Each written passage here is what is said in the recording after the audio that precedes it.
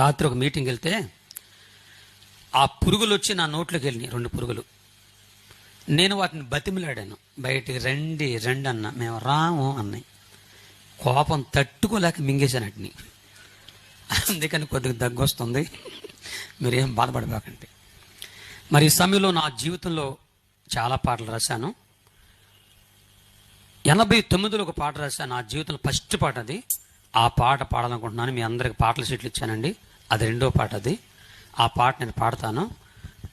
అమ్మా, ఒకప్పుడు నేను పాటలు పాడితే గాడిదలు, కుక్కలు, పందులు కూడా పరిగెత్తాయి, అలా ఉండేది నా స్వరం. ఎందుకంటే నాకు తెలుగు కూడా అంత స్పష్టంగా రాదు. అడుగు మనిషిని ఒకప్పుడు. నాకు లబా దెబా దెబా లబా అనే భాషలు వచ్చు, అడుగు భాషలు వచ్చు, తెలుగు కూడా అంత స్పష్టంగా రాదు. ఈ మధ్య దేవుడు నాకు ఇచ్చిన తెలుగుది, ఆ వచ్చిన తెలుగుతో మాట్లాడుతున్నాను, అర్థం చేసుకోండి.